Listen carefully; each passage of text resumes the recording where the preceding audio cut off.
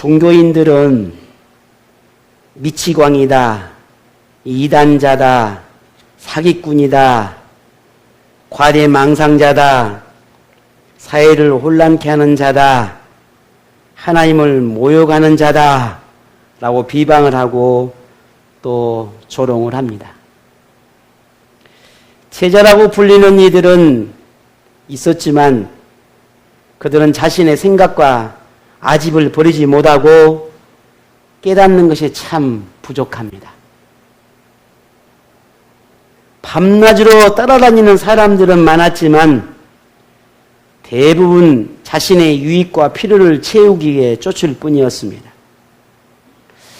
이렇게 평생을 타인을 위해 살았지만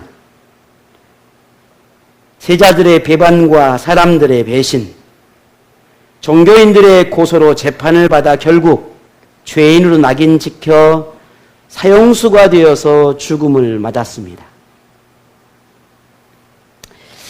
만일 이런 사람이 오늘 우리의 부모나 혹은 가족이나 혹은 일가 친척 중에 어떤 사람이었다고 한다면 이런 사실들을 누군가에게 거리낌 없이 말할 수 있을까? 그것은 잘못된 판결이었다고, 절대로 그렇지 않다라고 우리가 자랑스럽게 말할 수 있을까? 말씀을 묵상하며 그런 여러 가지 많은 생각들을 해보게 됩니다. 여러분은 어떻습니까? 설령 그 모든 것이 거짓이라 할지라도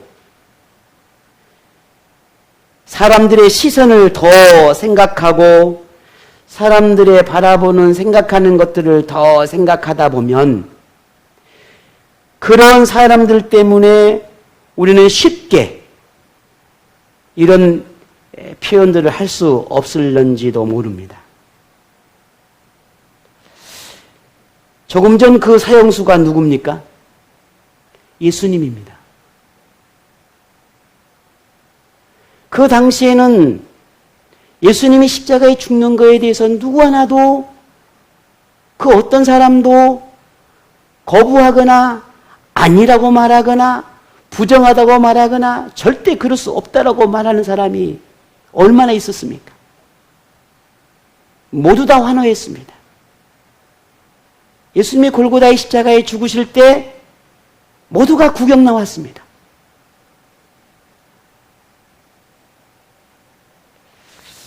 수천 년이 흐른 지금도 그것이 잘못된 판결이며 오해였다고 믿는 사람이 있지만 그렇지 않는 사람도 여전히 있습니다.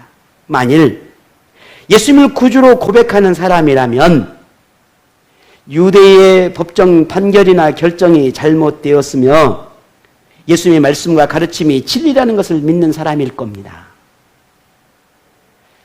오늘 저나 여러분이 예수를 믿는 이유가 여기에 있지 않습니까? 그러면 예수님을 생각하는 여러분의 마음은 어느 정도입니까? 누군가에게 예수님의 그 십자가의 죽음을 자랑스럽게 고백하고 또 그들에게 말할 수 있는 당당함이 오늘 우리에게 있는가라는 겁니다. 예수님은 겟세마네라고 하는 산에서 붙잡혀 갔습니다. 그러한 때 그 순간에 그 상황에 우리는 어떤 일이 일어났는지를 잘 압니다. 법정에서 신문을 받을 때, 또 십자가를 메고 골고다를 향해 가실 때, 십자가 위에 매달려 있을 때 제자들이 어떤 태도를 보였습니까? 우리는 성경을 통해서 그들이 어떤 모습이었는지 우리는 익히 잘 알고 있습니다. 예수님이 필요할 때는 믿음의 태도를 보였지만 법정에서 자신이 예수님의 제자라고 하는 것을 알려지게 되면 어떤 일이 일어날 것인가를 알게 되었을 때 그들은 예수님을 떠났습니다. 물론 제자들이 성령으로 충만해지기 전까지는 그랬습니다. 예수님은 제자들에게 일어날 일에 대해서 알고 계셨고 그 제자들이 어떻게 앞으로 삶을 살아가게 될 것인가도 다 알고 계셨지요. 그러셨기 때문에 제자들에게 그 때를 준비해야 된다라고 하는 가르침들을 몇 번에 거쳐서 말씀을 하셨습니다. 때로는 개인적으로, 때로는 제자들을 불러 모아놓고 갖가지 비유를 통해서 혹은 직접적인 어떤 그런 말씀을 통해서 그 때를 준비하라고 누누이 말씀을 하셨습니다. 왜? 그렇지 않으면 어떻게 된다는 것을 예수님이 알고 계셨기 때문입니다. 오늘 본문도 그와 같습니다. 그 때를 제자들에게 준비하라고 말씀하고 있는 겁니다. 그것이 오늘 본문이에요. 오늘 8절에 내가 또한 너에게 말하노니 누구든지 사람 앞에서 나를 시인하면 인자도 하나님의 사자들 앞에서 그를 시인할 것이라 했습니다. 시인한다는 말은 법정에서 판사 앞에서 증언한다는 그런 의미입니다. 다시 말하면 네가 법정에서 판사들 앞에서 네가 시인한다면, 네가 제자인 것을 인정한다면, 네가 제자인 것을 증언한다면, 사람들에게 제자라는 것을 공개적으로 고백한다면 이라는 의미예요. 이게 시인한다는 의미입니다. 그러면 나도 하나님 앞에서 너를 나의 제자인 것을, 네가 하나님의 자녀된 것을 나도 시인하겠다라는 겁니다. 예수님의 제자라면 사람들 앞에서 예수님이 어떤 분인지 누구인지를 공개적으로 고백하는 것은 당연한 태도입니다.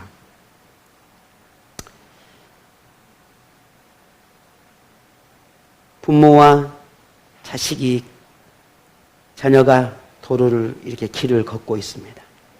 근데 누군가가 물어봅니다. 야, 꼬마야, 너희 엄마니? 너희 아빠니? 어머니신가요? 아버지신가요? 묻습니다. 근데 이 자녀의 마음에 만약에 이 부모에 대한 부끄러움이나 창피함이 있다면 부정할 수도 있을 겁니다. 아니라면 자랑스럽게 말하겠지. 저 사람이 어떻게 생각할까? 묻는 의도가 뭘까? 왜 나에게 그를 알고 싶을까? 갖가지 인간적인 생각이 찾아오기 시작하면 갖가지 또 고민이 생길 겁니다. 오늘 예수님을 믿는 오늘 우리 그리스도인, 우리는 그리스도인, 내가 그리스도인이라고 하는 것은 내가 예수님의 제자라는 것이고 하나님의 자녀라는 것을 의미합니다. 누군가의 그 예수를 자랑스럽게 말할 수 있겠냐는 거예요. 그렇게 우리는 말하고 살아가고 있냐는 거예요. 가까이는 내 남편에게, 내 자녀들에게 혹은 내 아내에게 말할 수 있겠냐는 거예요.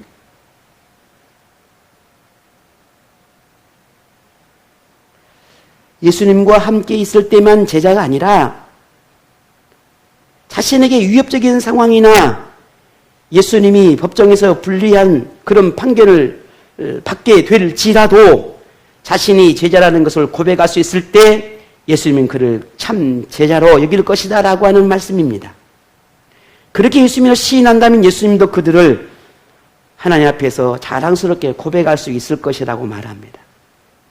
그런데 그렇게 고백하고 자랑스럽게 당당하게 말하는 사람도 있겠지만 그렇지 못한 사람도 있을 거라는 것을 암시합니다. 만일 제자들이 예수님을 부정한다면, 부인한다면, 거부한다면 어떻게 하겠다고 말씀합니까? 오늘 9절입니다. 같이 한번 읽어볼까요?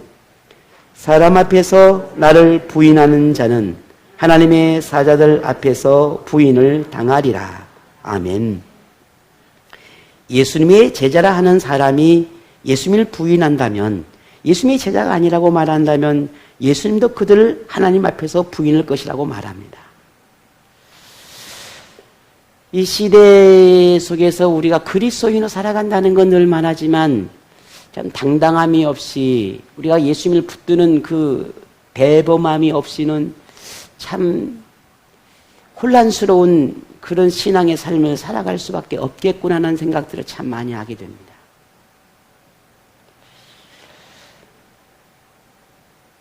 오늘 저나 여러분이나 구원의 조건은 하나님의 나라에 가서 결정되는 것이 아니라 이미 이 땅에서 결정이 되는 것입니다. 내가 하나님의 나라에 갈 것인지 가지 못할 것인지는 그때 가서 만들어지는 것이 아니라 지금 만들어지는 겁니다. 내일 내가 만들 수 있는 것이 아니라 오늘 내가 만들어야 합니다. 먼 미래에 있을 일이 아니라 지금 오늘 이루어져야 할 일입니다. 이게 우리가 그 삶이 곧 예수를 시인하는 삶인가 부인하는 삶인가에 따라서 결정되는 겁니다.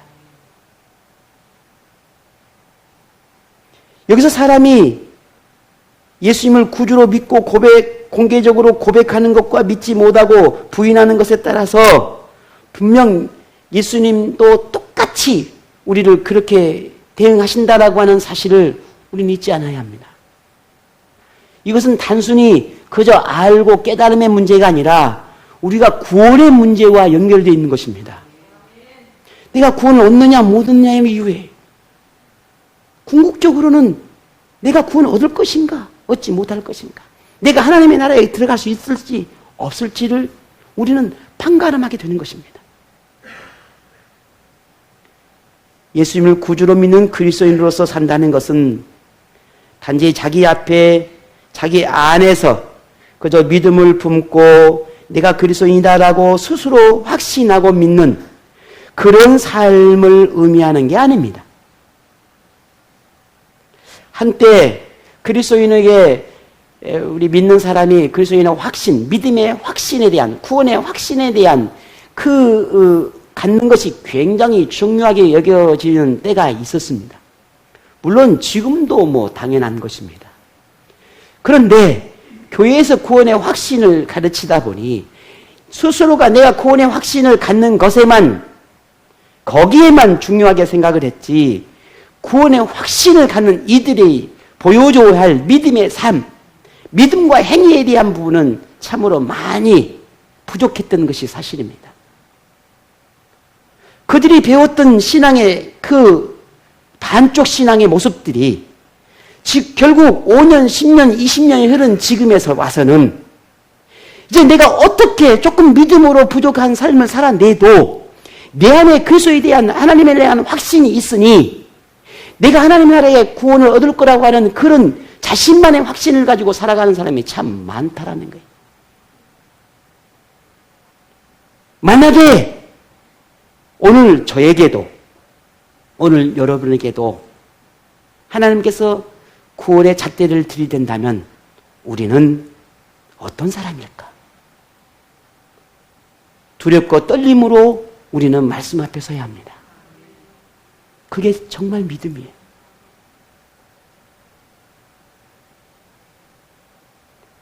그렇게 신앙생활이라고 하는 것은 예수님을 구주로 고백하는 말과 생활이 하나가 된다는 것을 말하는 것입니다. 다시 말해서 예수님이 구주라고 하는 것을 믿는다면 사람들 앞에서도 당당하게 예수님이 구주라는 것을 말할 수 있어야 한다는 것입니다. 내가 하나님 앞에 나가 예배해야 하겠고 내가 하나님을 찾아야 하겠고 내가 하나님 앞에 나가 기도해야 하겠고 내가 하나님의 집을 찾아야 하겠다라고 하는 그 당당함이 우리 안에 있어야 한다는 겁니다. 그 말은 반대로 말하면 그 당당함이 있지 못하고 세상이나 혹은 사람이나 그저 그들의 시선과 눈치를 보며 하나님 앞에 나갈 수 없음을 어쩌면 그게 너무 자연스럽게 너무 당연하게 생각하는 것은 그것은 하나님이 우리에게 말씀하시는 오늘 우리에게 주시는 하나님을 진정으로 신하는 믿음인가라고 하는 걸 우리는 생각해 보아야겠다는 겁니다.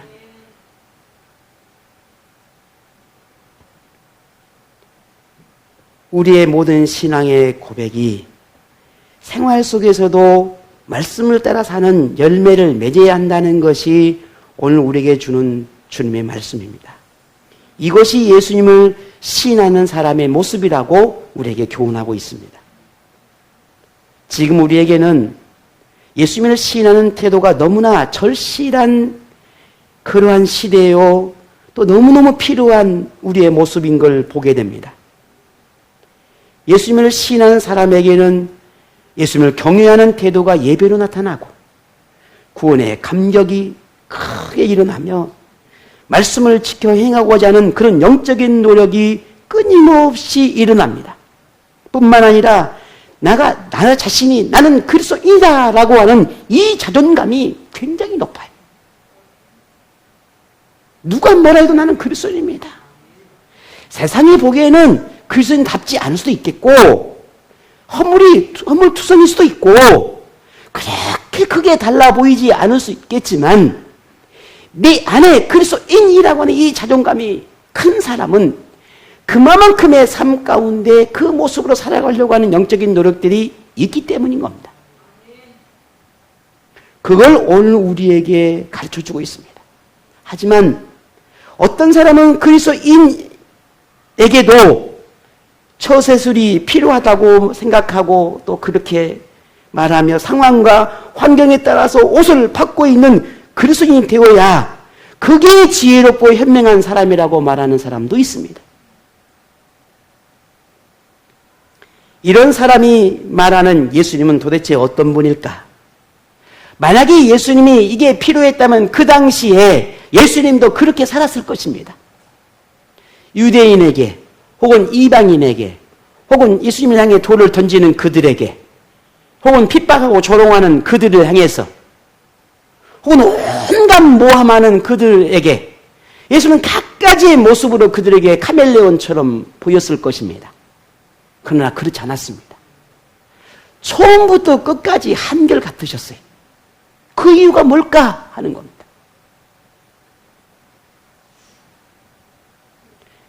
그리고 우리에게 주시는 너무 질 같은 교훈이 지혜롭고 현명함을 가져야 한다라고 하는 교훈을 우리에게 주시는 거고 있습니다. 오늘 우리에게 이와 같은 모습이 있을까? 오늘 우리에게 이렇게 예수님이 원하시는 예수님을 시인하는 그런 그리스도인으로 살아가는 모습이 우리에게 있을까? 우리는 또 한 번 고민해보고 생각해 보아야 할 모습입니다. 예수님이 우리에게 어떤 그리스도인의 모습을 바랄까? 우리는 참 그 해답을 날마다 알고 있고 또 그런 믿음으로 고백하고 있지만 실제적으로 우리의 삶을 보면 크게 부족하다는 게 사실입니다. 오늘 김 지사님 그런 기도 한마디 속에서 참 많은 생각들을 하게 됩니다. 우리 모두의 고민일 거고 그렇게 살아내야 할 거고 또 그렇게 해야만 오늘 본문의 말씀처럼 예수님을 시인하는 삶이 나라 하지 않겠습니까?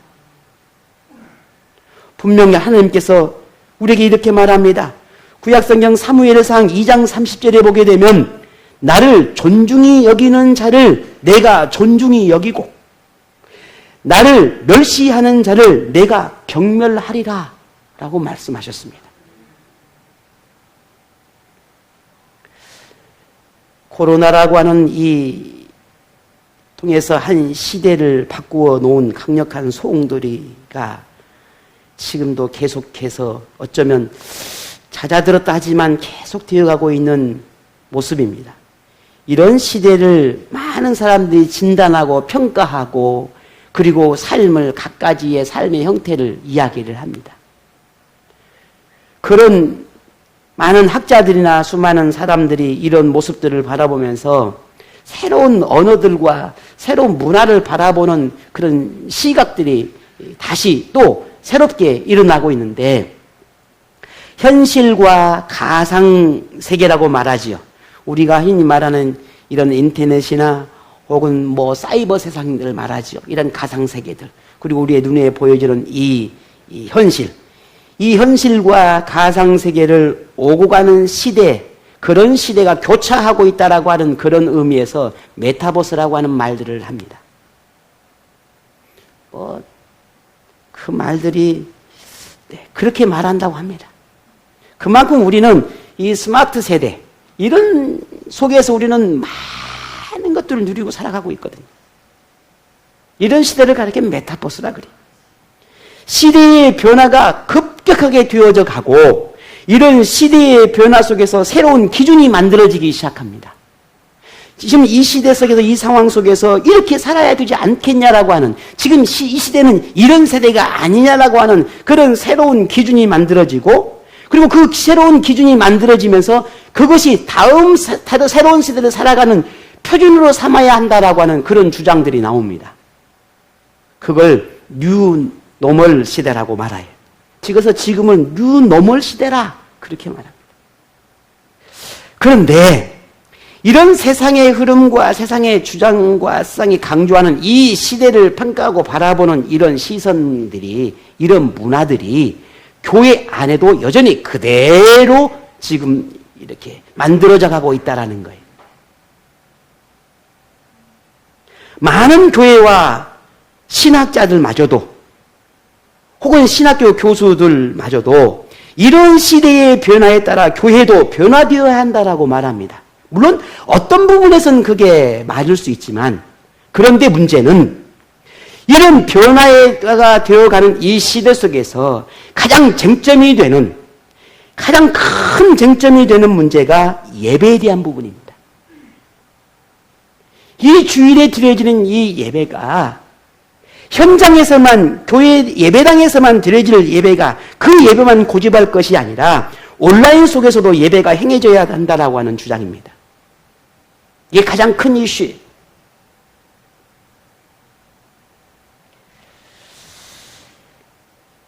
이런 주장들이 더 강하게 힘을 얻고 이런 이야기들이 더 사람들에게 솔깃하게 들려오는 수밖에 없었던 그 이유가 지난 코로나 3년이라고 하는 이 코로나를 보내면서 갑작스럽게 일시적인 대안으로 나왔던 것이 영상으로 드려지는 예배였고 인터넷을 통해서 드려지는 예배였습니다. 그전에는 지극히 일부 아니면 굳이 거기에 대한 강함의 필요성에 이걸 느끼지 못한 세대였었습니다. 그런 시대를 살았죠.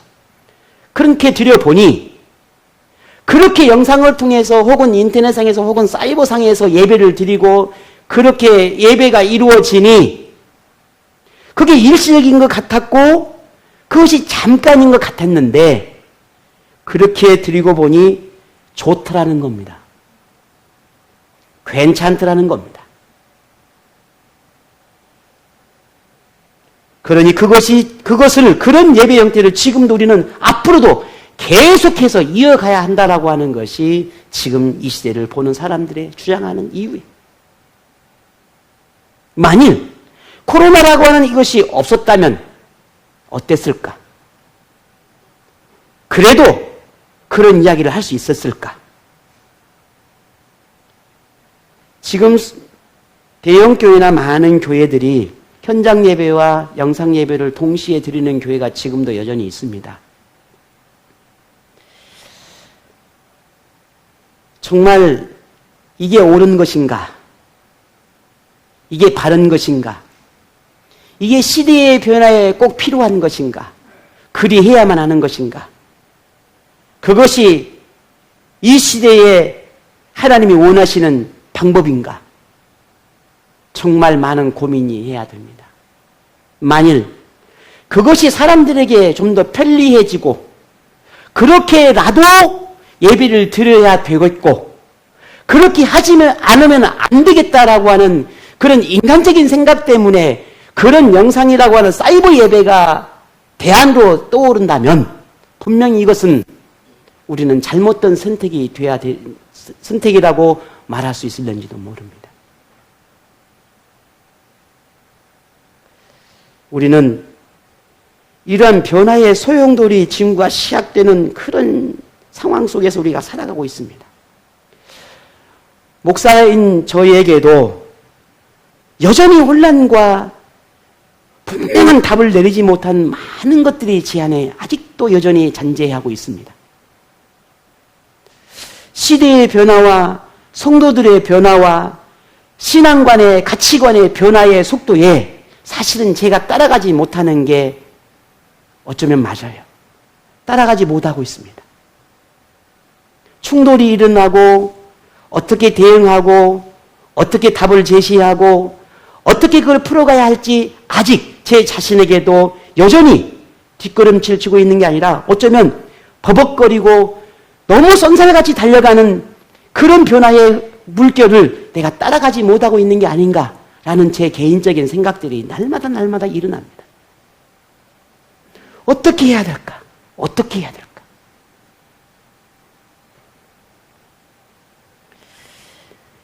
이것은 우리 모두의 고민이 되어야 합니다. 교회의 문제도 어쩌면 세상의 문제도 어쩌면 이 시대의 문제도 아닌 어쩌면 저와 여러분 우리 자신의 문제이기 때문입니다. 우리 신앙의 나의 신앙의 문제요. 내 개인의 영적인 문제인 것입니다. 이걸 해결되지 않으면 우리는 어쩌면 이 시대 속에서 신앙의 형태는 있으나 예수님을 부인하는 예수님을 부정하는 그런 모습이 될런지도 모르기 때문입니다.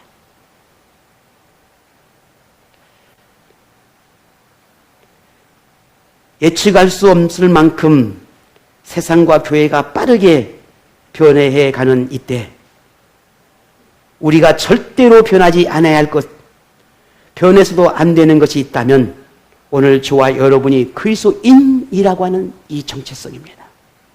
나는 그리스도인입니다 라고 하는 이 믿음만큼은 결코 우리가 변해서는 안 되는 진리입니다. 나는 그리스도인입니다. 나는 하나님의 사람입니다. 나는 하나님의 자녀입니다. 라고 하는 이 인식만큼은 절대로 우리는 변해서는 안 됩니다. 이것을 놓아서는 안 됩니다. 하나님 앞에서만 그리스도인이 아니라 세상과 하나님을 부정하는 사람들 앞에서도 나는 그리스도인입니다 라고 하는 것을 고백할 수 있어야 한다는 겁니다.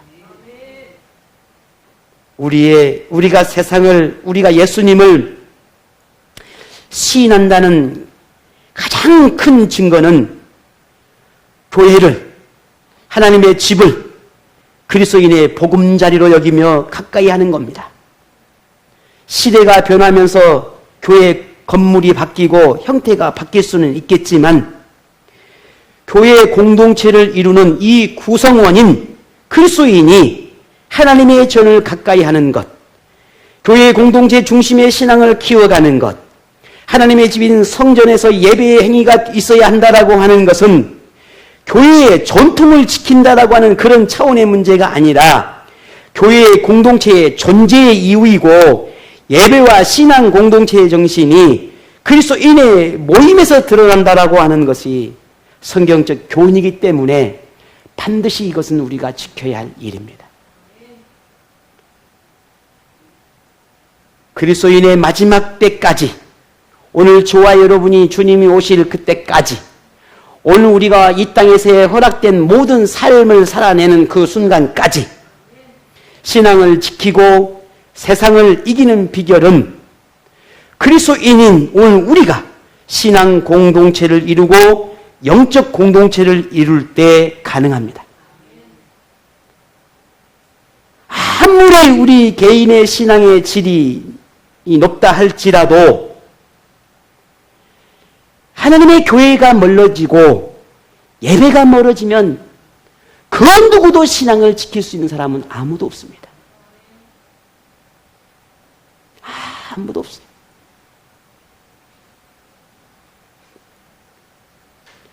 우리가 신앙의 힘을 잃지 않는 것, 그것은 신앙 공동체 안에 머물 때입니다.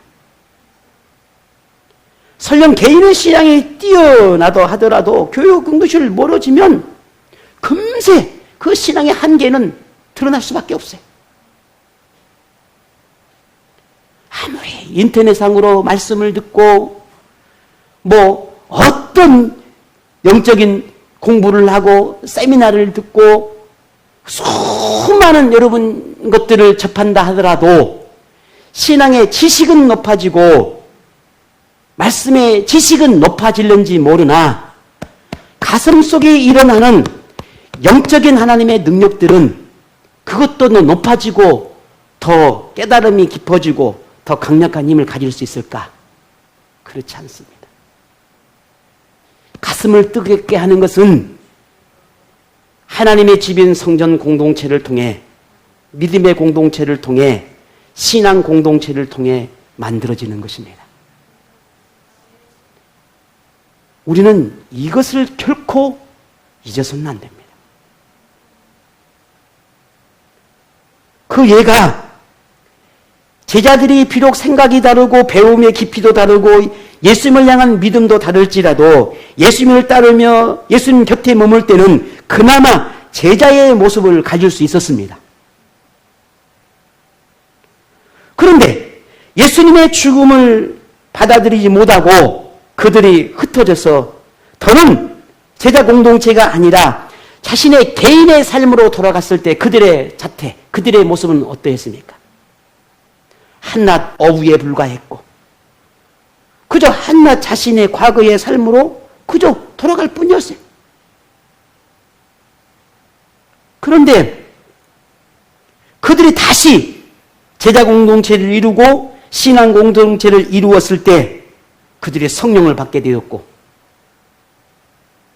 그들의 입술에는 오로지 예수는 주님이시오 구주이시다라고 하는 것들을 고백하게 되었고 스스로 당당하게 내가 예수의 제자다라고 말하는 당당한 그리스도인으로 다시 거듭나게 되었습니다.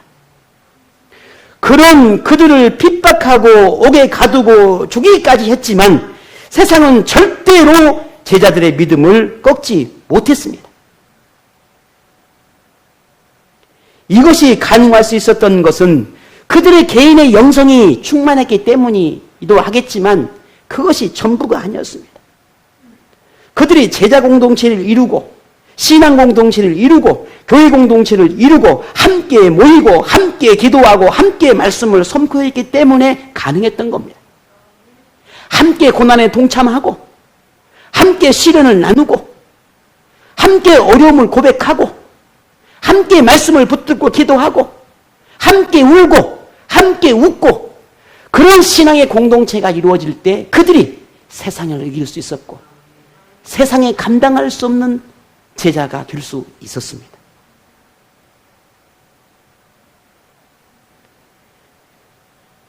결국 개인의 믿음으로만은 세상을 살아갈 수 없다는 것을 말하는 겁니다. 신앙 공동체가 우리 그리스도인에게 얼마나 중요한지를 얼마나 큰지를 가르쳐주는 아주 중요한 교훈일 것입니다. 오늘 여러분은 세상의 변화를 어떻게 느끼고 있습니까? 여러분 자신의 신앙생활에 어떤 변화가 있다고 생각을 하십니까? 바라건대 예수님을 더 깊이 사랑하고 더 깊이 자랑하고 더 고백할 수 있는 그런 변화가 일어나기를 바랍니다. 예수님은 모든 죄를 사하는 권세가 있지만 절대로 용서받지 못하는 죄가 있다라고 오늘 본문에 말합니다. 한번 같이 보겠습니다. 우리 10절입니다. 누구든지 말로 인자를 거역하면 사하심을 받으려니와 성령을 모독하는 자는 사하심을 받지 못하리라. 아멘. 사람이 사람에게 지은 죄, 사람이 사람에게 허물을 가지는 것은 분명 용서를 받을 수 있겠지만 하나님을 부정하고 하나님을 거역하고 하나님을 부인하는 그 사람에게는 하나님은 모독하는 자에게는 죄의 사함을 받지 못할 거라고 오늘 본문에 말합니다. 분명 우리는 우리의 입술의 고백과 우리의 삶의 고백 속에서 하나님을 부정하고 하나님을 모독하는 그런 말과 행위가 없는지를 분명 우리는 점검해야 하는 것이 사실입니다. 하나님의 능력을 무시하는, 하나님의 은혜를 모욕하고 거부하는, 하나님의 가르침을 가볍게 여기는 그런 말과 행동이 없는지 우리 자신들을 살펴야 합니다. 왜냐하면 하나님을 모독하는 것은 용서가 없기 때문입니다.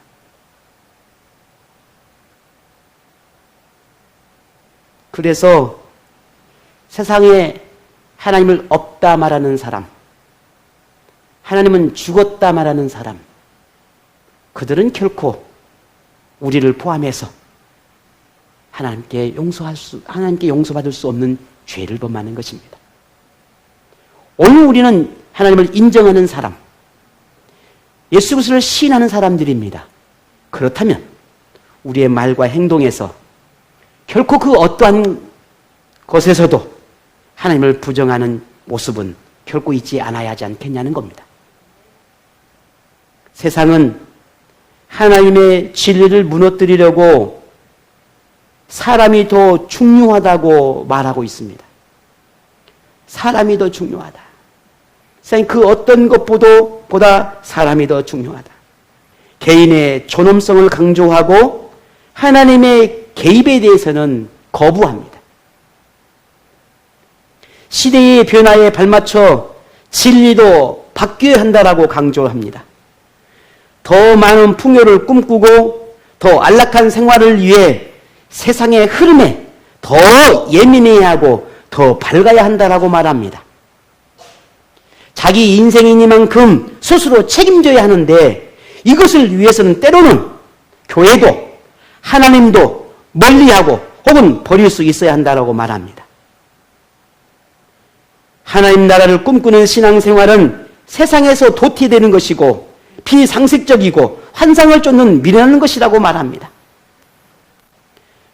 만일 이러한 시대의 흐름을 옳게 여긴다면 이는 분명 예수님을 부인하는 것이고 성령을 모독하는 죄에 해당되는 것입니다.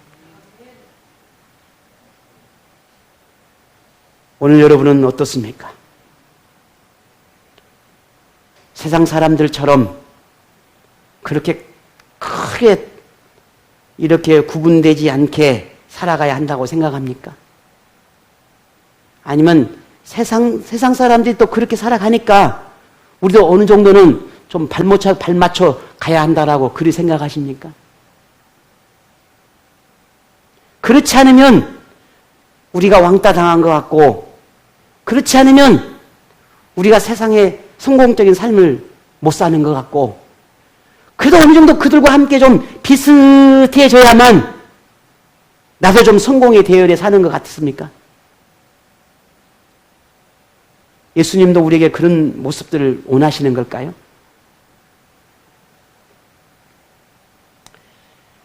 우리는 예수님의 가르침과 교훈을 따라 사는 그리스도인입니다. 우리는 예수님을 부인하는 세상의 풍조에 휘말리거나 흔들리지 않아야 합니다.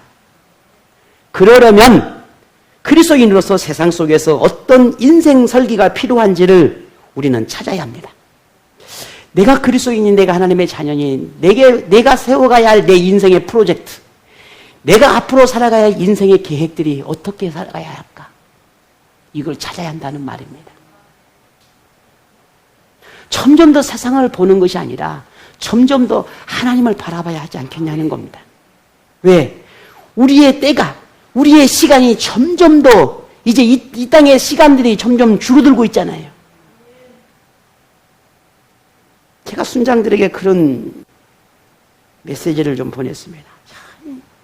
시계는 고장도 나고 하다가 멈추기도 하는데 시간은 고장도 안 나.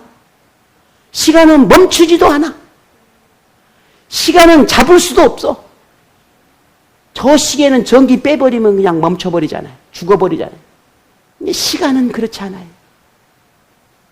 오늘 저와 여러분, 우리의 시간은 지금도 흐르고 있습니다.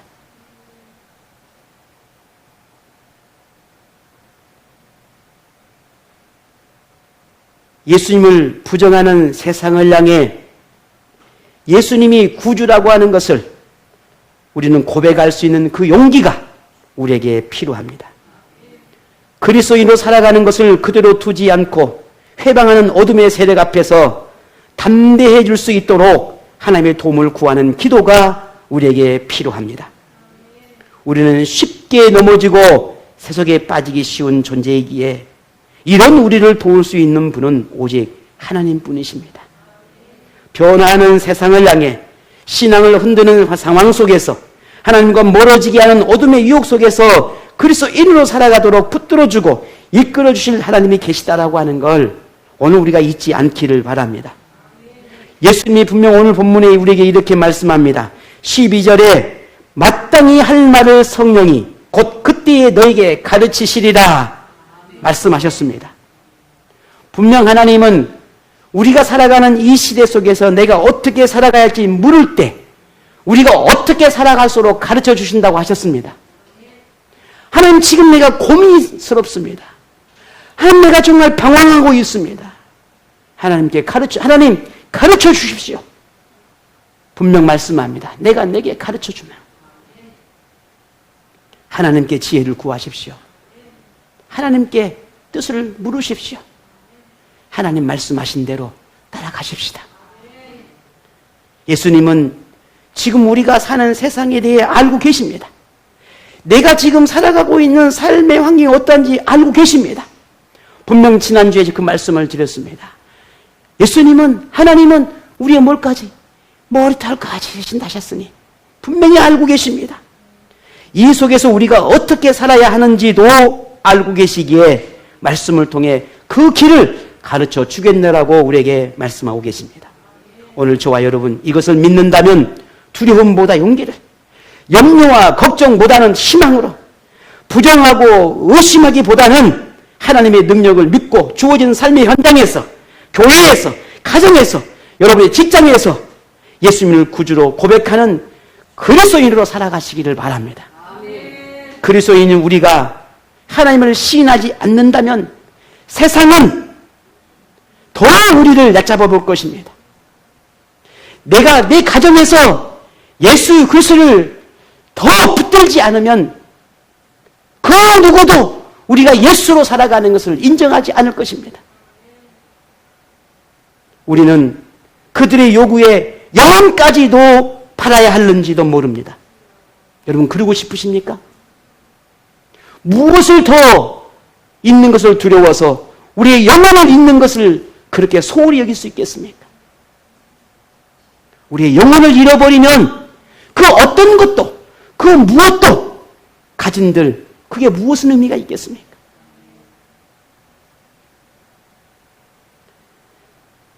세상 앞에 우리 당당한 그리스도인이 되십시다. 하나님을 부정하고 하나님 앞에서 하나님 앞으로 나가라고 하는 것을 해방하는 모든 것들로부터 오늘 우리가 담대해지십시다. 교회와 진리를 무너뜨리는 세상으로부터 교회를 지켜내야 하는 책임과 사명이 그리스도인인 오늘 저에게 그리고 여러분에게 우리에게 있습니다. 이 책임과 사명을 우리 함께 지켜내십시다. 말씀으로 깨닫게 하시고 지도하시는 그 성령 하나님의 가르침에 우리 함께 귀를 기울이십시다. 영적인 삶을 위해 더 깊은 통찰력을 갖도록 우리 하나님께 도움을 구하십시다. 주변의 시선을 핑계로 삼아 신앙의 자세가 소극적이지 않도록 하나님을 더 가까이 하십시다. 그런 오늘 여러분을 하나님은 분명 도우실 것입니다. 승리하게 하실 것입니다. 예수님이 여러분을 하나님 앞에 영화롭게 세우실 것입니다. 이런 크고 고귀한 은혜와 복이 오늘 여러분 모두에게 임하기를 축복합니다.